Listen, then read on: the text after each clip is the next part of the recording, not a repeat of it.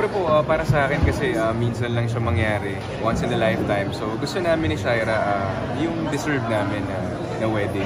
Hindi ko naman sinasabi na kailangan yung grande or something. Yung deserve lang namin, yung gusto talaga namin. Yung siya, especially siya, yung dream wedding niya. So gusto ko lang din gawin yan para sa akin. Ano ba yung dream wedding niya? Sa church lang po kami, traditional pa rin. Yes, opo, kay Gorgie, traditional. And yun yung gusto namin. Manila lang po. Opo, Sa Manila. Manila.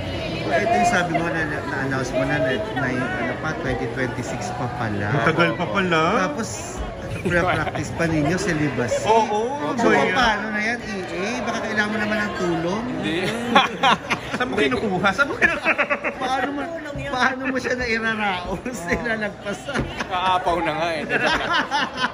Hindi, para sa akin naman kay Gorgie, 2026, kung yung 11 years nga na tiis ko, di ba? Bakit yung 2 years na, ilang taon na lang na talagang magiging asawa ko na siya and alam mo yun, magkakaroon kami sa sariling pamilya namin. So, ako lang talaga yung love ko kay Shaira in respect. Yun lang talaga yung reason kung bakit ko natiis, bakit ko nakayanin, yung love and respect for Shaira. Pero hindi ba nagkaroon yung incident na halimbawa na medyo natukso ka or what? Or napag-awayan ninyo? Or paano na-handle din ni Shaira? Kami naman kay Gorgie, sa amin naman ni Shaira, hindi kami agad yung break.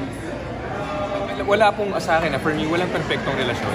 May mga dumadaan sa ganyang pagkakataon. Pero ako po kasi, to be honest, hindi, alam naman ni Shaira yun. So, hindi talaga. At nagkakaintindihan. Opo. Bakit may ganung vow?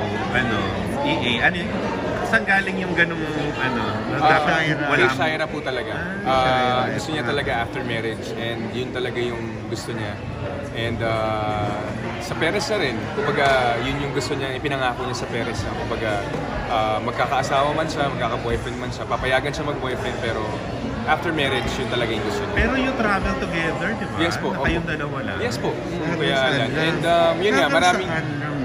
But yes, talaga, totoo yun. Kasi marami rin, like for example, hindi lang naman kayo pati yung pamilya rin niya Siyempre, kailangan ko i-secure yun. Every time na mag-travel kami, kailangan i-secure ko yung parents niya na wala talagang mangyayari. Oo, magkasama kami magkatabi kami matulog, pero as in wala po. And kahit itanong mo kay Shaira, yun ang lagi ko sinasabi sa parents.